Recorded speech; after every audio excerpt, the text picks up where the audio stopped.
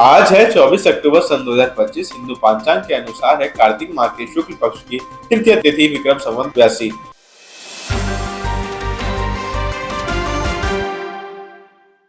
तीनों सेनाओं को 69,000 करोड़ के सिस्टम और प्लेटफॉर्म मिलेंगे। रक्षा अधिग्रहण परिषद ने करीब 69,000 करोड़ के प्रस्तावों को मंजूरी दी। यह सेना, नौसेना और वायुसेना की ताकत बढ़ाने के लिए किया गया। नए सिस्टम से तीनों सेनाओं की क्षमता और मजबूत होगी। सरकार ने अगले सीजीआई की सिफारिश के लिए वर्तमान मुख्य न्यायाधीश को लिखा। सरकार ने सीजेआई यूई ललित को उनके उत्तराधिकारी का नाम सुलझाने को कहा। यह प्रक्रिया सुप्रीम कोर्ट में अगली नियुक्ति के लिए शुरू हुई। मुख्य न्यायाधीश जल्द नया नाम भेजेंगे। बिहार विधानसभा चुनाव 2025। जेडीयू ने 101 उम्मीदवारों की सूची जारी की। जदयू ने बिहार विधानसभा चुनाव के लिए अपने सभी 101 उम्मीदवार घोषित किए। इससे पार्टी ने अपनी चुनावी अभियान तेज किया है। उम्मीदवारों की सूची जारी होने के बाद तैयारी शुरू हो गई। राष्ट्रपति के सबरीमाला दौरे की तस्वीर पर विवाद। राष्ट्रपति के सबरीमाला मंदिर दौरे की तस्वीर सोशल मीडिया पर वायरल हुई। तस्वीर को लेकर विवाद और राजनीतिक बयानबाजी बढ़ गई है। प्रशासन ने मामले की जांच शुरू कर दी है। पीएम मोदी आसियान बैठक में वर्चुअली शामिल होंगे। मलेशिया यात्रा रद्द।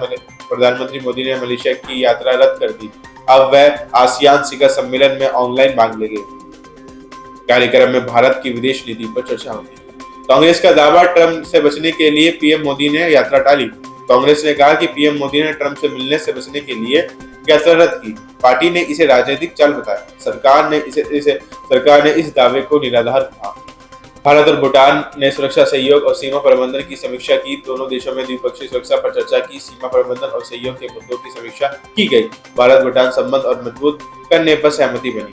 सीबीआई ने निलंबित पंजाब डीआईजी के घर दूसरी बार छापा मारा। सीबीआई ने सेक्टर 40 स्थित घर पर फिर तलाशी ली। यह मामला भ्रष्टाचार जांच से जुड़ा है। टीम ने कई दस्तावेज जब्त किए। किसानों ने श्रम नीति व बिजली संशोधन बिल के खिलाफ प्रदर्शन किया। किसान और ट्रेड यूनियन एक साथ विरोध में उतरे। उन्होंने सरकार की नीतियों पर नाराजगी जताई। देश के कई हिस्सों में प्रदर्शन हुए। पेन इंडिया SIR पहले चरण में 10 से अधिक राज्यों में लागू होगा। चुनाव आयोग ने इस पर 2 दिन की बैठक की। पहले चरण में 10 से ज्यादा राज्यों में योजना शुरू होगी। यह मतदाता पंजीकरण को आसान बनाएगा। कांग्रेस ने भारतीय युवा कांग्रेस के लिए नया प्रभारी नियुक्त किया। AIECC ने IYEC के लिए नया युवा संगठन में नई टीम को जिम्मेदारी दी गई। ये कदम संगठन में नई ऊर्जा लाने के लिए उठाए गए। मौसम विभाग ने बंगाल की खाड़ी में कम दबाव का अनुमान जताया। 24 अक्टूबर को नया कम दबाव क्षेत्र बनने की संभावना है। IMD ने समुद्र तट के पास सतर्कता बरतने की सलाह दी। मछुआरों को समुद्र में न जाने की चेतावनी दी गई। पीयूष गोयल जर्मनी में व्यापार और निवेश पर चर्चा करेंगे। केंद्रीय मंत्री गोयल जर्मनी के नेताओं से मिलेंगे। दोनों देशों में निवेश बढ़ाने के तरीके पर बातचीत होगी। भारत जर्मनी संबंध और मजबूत करने पर ध्यान रहेगा। ईंधन रिसाव अलर्ट के बाद श्रीनगर जा रहे इंडिगो विमान वाराणसी उतरा। इंडिगो की उड़ान में तकनीकी दिक्कत आई। वाराणसी एयरपोर्ट पर विमान को सुरक्षित उतारा गया। सभी 166 यात्री सुरक्षित हैं। लद्दाख पर बातचीत फिर शुरू। केंद्र ने अनुच्छेद 371 के तहत विशेष प्रावधान दिए। केंद्र सरकार ने लद्दाख के लिए नई पेशकश की। क्षेत्र को अनुच्छेद 371 के तहत विशेष दर्जा देने पर विचार है। स्थानीय लोगों ने इस पहल का स्वागत किया। बिहार चुनाव से पहले पीएम मोदी का राजद कांग्रेस पर हमला।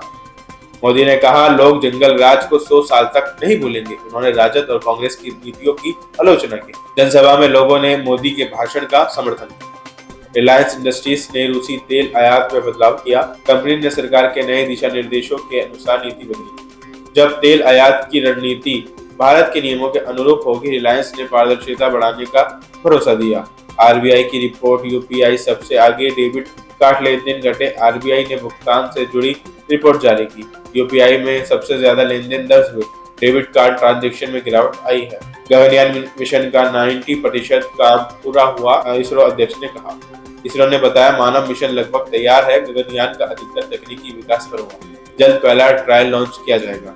नारायण मूर्ति और सुधा मूर्ति ने जाति सर्वे से इनकार किया। दोनों ने कहा कि वो पिछली जाति से नहीं है, इसलिए कर्नाटक के जाति सर्वे में हिस्सा नहीं लिया। सरकार ने सर्वे की प्रक्रिया जारी रखी है। बिहार चुनाव में तेजस्वी यादव महागठबंधन के सीएम उम्मीदवार घोषित। महागठबंधन ने तेजस्वी को मुख्यमंत्री चेहरा बनाया। घोषणा के बाद RJD में उषादी का NDA से मुकाबला दिलचस्प होगा। केरल को 1 नवंबर को गरीबी मुक्त राज्य घोषित किया जाएगा। सीएम पिनाराई विजयन ने घोषणा की। राज्य में गरीबी खत्म करने के कई अभियान चले। अब इस आधिकारिक तौर पर गरीब बताया जाएगा। भोपाल दीपावली हादसा, कार्बाइड गन विस्फोट से 125 घायल। दीपावली पर कई लोगों की आंखों की रोशनी गई।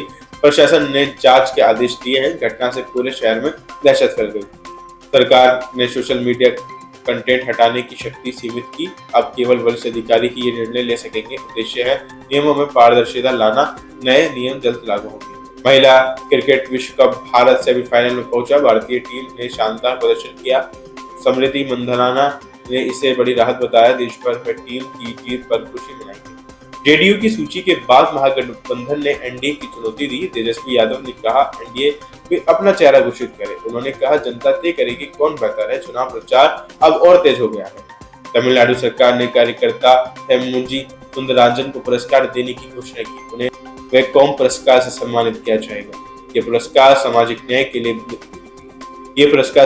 के लिए दिया जाता है। राज्य सरकार ने बधाई संदेश जारी किया। साउथ वेस्ट एयरलाइंस हैदराबाद में जीआईसी केंद्र खोलेगी। अमेरिका की कंपनी हैदराबाद में नया कार्यालय बनाएगी। उनका ग्लोबल इन हाउस सेंटर होगा। इससे रोजगार के अवसर बढ़ेंगे। उत्तर पूर्वी मानसून के चलते तमिलनाडु और केरल में रेड अलर्ट। आईएमडी ने दोनों राज्यों के कई जिलों में चेतावनी दी। भारी बारिश और बाढ़ की संभावना जताई गई। लोगों को सतर्क रहने को कहा गया। बेंगलुरु में महिला से दुष्कर्म के आरोप में 3 गिरफ्तार। पुलिस ने 3 आरोपियों को पकड़ा। 3 अन्य अब भी फरार हैं। पीड़िता को मेडिकल जांच के लिए भेजा गया। ट्रंप ने कहा अगर इजराइल वेस्ट बैंक पर कब्जा करेगा तो समर्थन खत्म होगा। अमेरिकी राष्ट्रपति ट्रंप ने चेतावनी दी। उन्होंने कहा इजराइल वेस्ट बैंक लेगा तो अमेरिका मदद नहीं करेगा। इस बयान से अंतर्राष्ट्रीय स्तर पर हलचल मच गई। नॉर्थ कोरिया के किम जोंग उन बोले रूस के साथ सैन्य रिश्ते जारी रहेंगे। किम जोंग उन ने रूस संग रिश्ते नॉन स्टॉप बढ़ाने की बात कही। दोनों देशों ने रक्षा सहयोग मजबूत करने से वादा किया। ये बयान अंतर्राष्ट्रीय मंचों पर चर्चा का विषय बना। पाकिस्तान की अदालत में इमरान खान की बहन हलीमा खान के खिलाफ वारंट जारी किया। हलीमा खान पर भ्रष्टाचार के आरोप लगे हैं। अदालत ने उनके खिलाफ गैर जमानती वारंट जारी किया। पुलिस को उन्हें जल्द गिरफ्तार करने के निर्देश दिए। ट्रंप ने बिजनेस संस्थापक चांग पेंग झाओ को माफ किया। बिजनेस के संस्थापक को क्रिप्टो अपराधों के लिए सजा हुई थी। राष्ट्रपति ट्रंप ने उन्हें माफी दे दी। इस फैसले पर अमेरिकी राजनीति में बहस छिड़ गई। मैक्सिको के क्लाउडिया शिनबाम ने अमेरिका के हवाई हमलों का विरोध किया। उन्होंने कहा हमलों में निर्दोष लोगों की जान जा रही है। मैक्सिको ने अमेरिका की नीतियों की आलोचना की। उनका बयान सोशल मीडिया पर वायरल हुआ। रूस के संयंत्र में विस्फोट से 10 लोगों की मौत। रूस के एक औद्योगिक संयंत्र से बड़ा धमाका हुआ। कम से कम 10 लोगों की मौत की पुष्टि हुई। सरकार ने हादसे की जांच के आदेश दिए। अमेरिका ने रूस की तेल कंपनियों पर नए प्रतिबंध लगाए। ये कदम यूक्रेन युद्ध को लेकर उठाया गया। भारतीय रिफाइनर अब रूसी कच्चे तेल की खरीद घटाएंगे। अंतर्राष्ट्रीय बाजार में तेल कीमतों पर असर पड़ सकता है। ट्रंप बोले चीन के राष्ट्रपति से ड्रग तस्करी पर करेंगे बात। उन्होंने कहा फेंटाइनल की तस्वीर पर चर्चा जरूरी है। ये ड्रग अमेरिका में बड़ी समस्या बन चुकी है। ट्रंप ने चीन से बड़ा कदम उठाने की मांग की। व्हाइट हाउस ने H-1B वीजा शुल्क बढ़ाने का बचाव किया। सरकार ने कहा सिस्टम में धोखाधड़ी बहुत है। नई नीति के तहत $1 लाख का शुल्क तय हुआ है। टैंक कंपनियों ने इस फैसले का विरोध किया। यूके की अदालत में एप्पल को ऐप स्टोर मामले में $2 अरब का झटका। एप्पल पर एकाधिकार के दुरुपयोग का आरोप लगा था।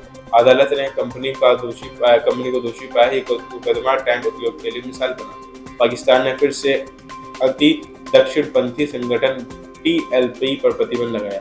TLP ने इजरायल विरोधी हिंसक प्रदर्शन किए थे। सरकार ने संगठन की गतिविधियों पर रोक लगा दी। देश में कानून व्यवस्था बनाए रखने की अपील की। कोलंबिया के राष्ट्रपति ने ट्रंप में एंटी ड्रग हमलों का विरोध किया। उन्होंने कहा यह मामला अंतर्राष्ट्रीय कानून के खिलाफ है। अमेरिकी सहायता फेस करने की धमकी पर कड़ा जवाब दिया। दोनों देशों में रिश्ते फिर तनावपूर्ण हो गए हैं। कोचीन शिपयार्ड ने भारतीय नौसेना को नई युद्धपोत माहे सौंपी। ये एंटी सबमरीन सेलर वाइटर ग्राफाइट है। नौसेना को ये जहाज कोचीन शिपयार्ड ने सौंपा। माहे से तटीय सुरक्षा और मजबूत होगी। हीरो मोटोकार ने ब्रिटेन के बाजार में किया प्रवेश। भारत की सबसे बड़ी 2 व्हीलर कंपनी ने यूके में शुरुआत की। ये कंपनी का 51वां अंतर्राष्ट्रीय बाजार है। हीरो अब यूरोप में बिक्री बढ़ाने की योजना बना रहा है। वेदांता समूह ओडिशा में 1 लाख करोड़ का निवेश करेगा। कंपनी ने बड़ा औद्योगिक प्रोजेक्ट घोषित किया। इससे 1 लाख से ज्यादा रोजगार बनेंगे। राज्य सरकार ने इसे ऐतिहासिक कदम बताया। संयुक्त राष्ट्र ने गाजा में कुपोषण को लेकर चेतावनी दी। UN ने कहा नवजात शिशुओं पर पीढ़ीगत पीढ़ीगत असर पड़ेगा। गाजा में भूख और दवाओं की भारी कमी, संगठन ने तुरंत सहायता बढ़ाने की मांग की।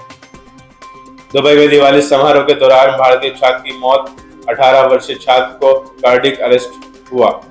वह यूएई गोल्डन वीजा का धारक था। समारोह के बीच हुई घटना से लोग दुखी हैं। ब्रिटिश फिलिस्तीन डॉक्टर पर हमास हमले का समर्थन करने का आरोप। डॉक्टर पर 7 अक्टूबर के हमले को सही ठहराने का आरोप है। सोशल मीडिया पर उनके बयान की आलोचना हुई। मामले की जांच ब्रिटिश पुलिस कर रही है।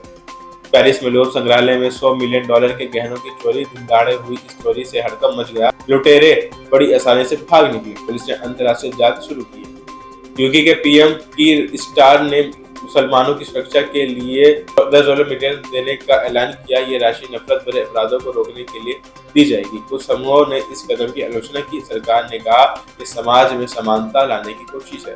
फिलहाल इस बुलेटिन में इतना। इसी तरह की है छोटी बड़ी खबर देखने के लिए हमारे साथ जुड़े रहिए और देखते रहिए आंचलिक खबरें, अपने की खबर आप तक।